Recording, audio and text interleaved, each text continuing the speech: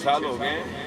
6 साल में अभी कोई आधारशिलाएं रखना जा रहे हैं। अगर तो बीजेपी जीत जाती है तो जो है ना कोई उसको सरकार दोबारा से तो बनानी नहीं, और अगर हार भी जाती है तो सरकार जानी नहीं।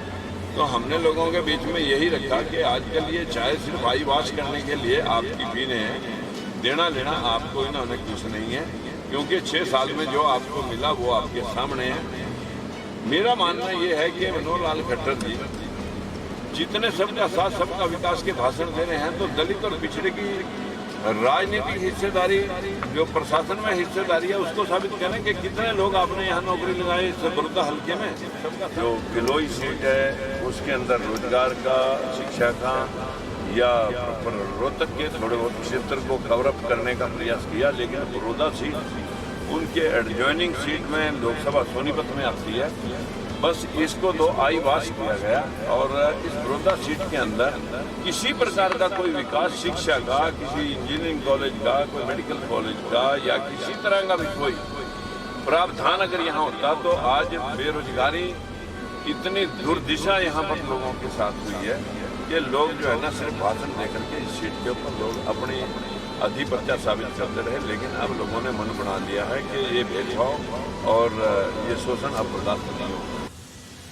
दलित व पिछड़ों की आवाज बनकर एक बार फिर पूर्व सांसद राजकुमार सैनी हैं बड़ौदा उपचुनाव की तैयारी में।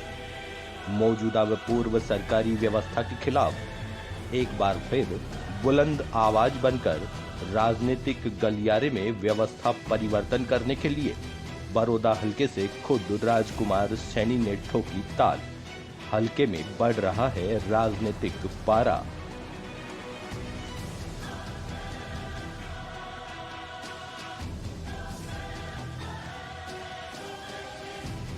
का विकास तो हो गया।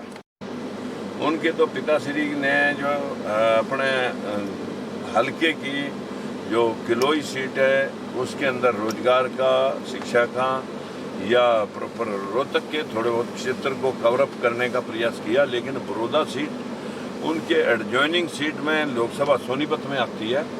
बस इसको तो आई वाश किया गया, और इस बड़ौदा सीट के अंदर किसी प्रकार का कोई विकास, शिक्षा का, किसी इंजीनियरिंग कॉलेज का, कोई मेडिकल कॉलेज का या किसी तरह का भी कोई प्रावधान अगर यहाँ होता तो आज बेरोजगारी इतनी दुर्दिशा यहाँ पर लोगों के साथ हुई है कि लोग जो है ना सिर्फ भाषण देकर के इस सीट के ऊपर लोग अपनी अधिपत्य साबित करते रहे। लेकिन अब लोगों ने मन बना लिया है कि ये भेदभाव और ये शोषण अब बर्दाश्त नहीं होगा।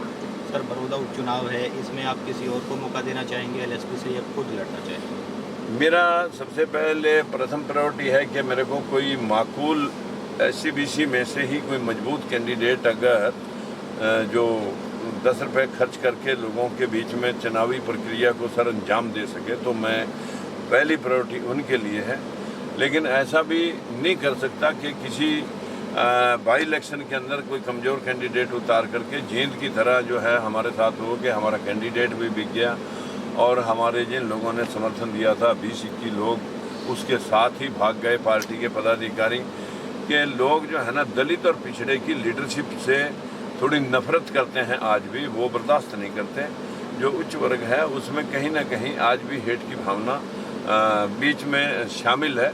कि इस वास्ते मेरा अपना मानना है कि कोई मजबूत कैंडिडेट उतारूंगा, और उसमें कोई लोकल हो तो उसे फर्स्ट प्रायोरिटी है, नहीं तो फिर मैं अपने आप लड़ने का। बड़ौदा हल्के में बताया जा रहा है कि 50% से ज़्यादा जो वोट बैंक है वो जाट वोट बैंक है। ये लोगों ने भ्रम पाल रखा है। मैंने इतने गांवों का सर्वेक्षण करने के बाद किसी भी क्षेत्र में कोई ये जो हमारा दलित और पिछड़ा वर्ग है किसी भी क्षेत्र में, इवन बीइंग शहरों में भी, शहरी क्षेत्रों में भी, ग्रामीण क्षेत्रों में भी, ये 60% से वोट बैंक नीचे नहीं गिरा।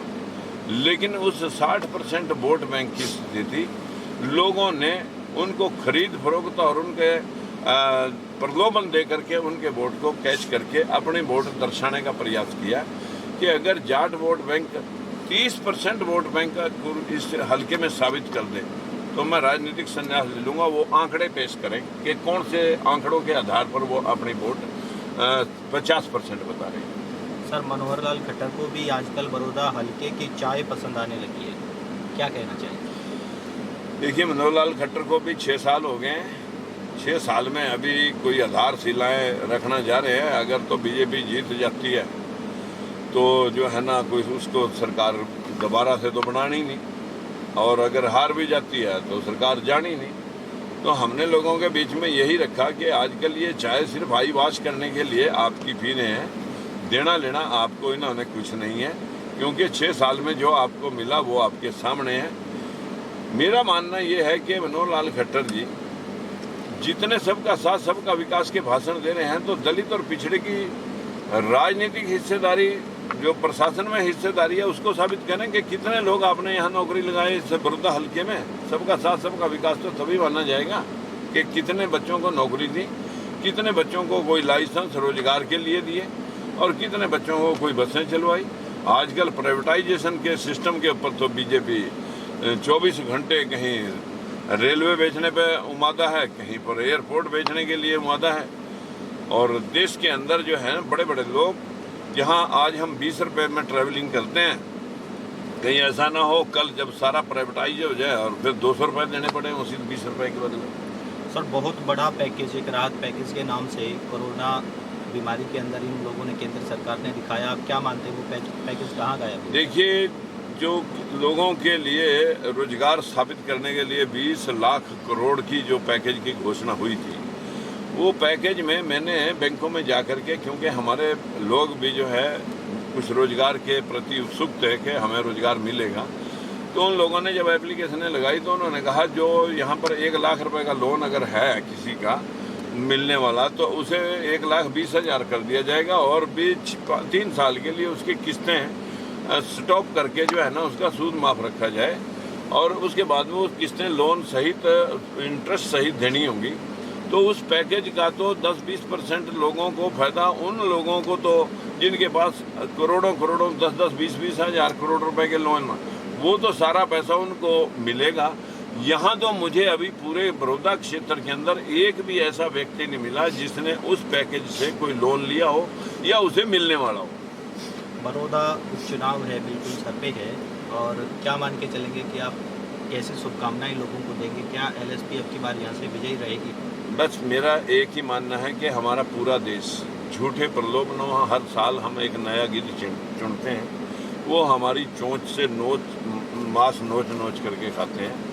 कि अगर मेरे भाई कहीं सुनते हैं आपके चैनल की आवाज़, तो मैं उन सभी से एक अपील करना चाहूँगा कि आप इंसानियत चुनिए, और उसके साथ साथ मैंने 3 बार भेदभाव के खिलाफ, बंसीलाल के खिलाफ, ओम प्रकाश चौटाला के खिलाफ जाकर के इन लोगों के साथ हुए शोषण का विरोध किया, जिसकी वजह से मुझे 2 बार पार्टी में मंत्री पद छोड़ना पड़ा। और आज बीजेपी में भी सुप्रीम कोर्ट के फैसले को लोगों ने अवॉइड करके उसकी प्रतियां फाड़ करके फेंक दी, और 500-400 लोगों ने बीजेपी को धराशायी करके विधानसभा में बैठ करके आरक्षण ले लिया। जब बीजेपी ने देखा कि 17-18 लोग बैकवर्ड शेड्यूल कास्ट के लोग मौत के घाट उतार दिए गए, और ठीक उसी प्रकार से पूरा हरियाणा जला दिया गया। उस फैसले को जो विधानसभा में बैठ करके मनोहर लाल खट्टर ने सुप्रीम कोर्ट के आदेश के खिलाफ लिया था, उसको हमने हाई कोर्ट में चैलेंज करते हुए ये पूछा कि सरकार कितनी नौकरी हमारे लोगों के पास है। तो उससे क्लियर साबित ये है कि हमारे लोगों के पास अभी 11.25% नौकरी है केंद्रीय सेवाओं के अंदर, और हमारे हरियाणा के अंदर एक ही समाज के 5 मुख्यमंत्री, भजन लाल, बंसीलाल, देवीलाल, ओम प्रकाश चौटाला, भूपेंद्र सिंह हुड्डा ने अपने लोगों को 50 से 55% नौकरियां अलग अलग विभागों में दे रखी हैं। और जो दलित और पिछड़ा है, 23% शेड्यूल कास्ट के रिजर्वेशन के बावजूद उनकी हिस्सेदारी अभी तक 13 है हरियाणा में, और 52% बैकवर्ड की हिस्सेदारी अभी तक 12 है। ये व्यवस्था इन मुख्यमंत्रियों ने 1966 के बाद अब तक चली आ रही है। इस भेदभाव को खत्म करने के लिए ही हम बड़ौदा हल्के में, गुहाना में, हरियाणा के अंदर लोकतंत्र सुरक्षा पार्टी ताल ठोक रही है कि हम भेदभाव बर्दाश्त नहीं करें।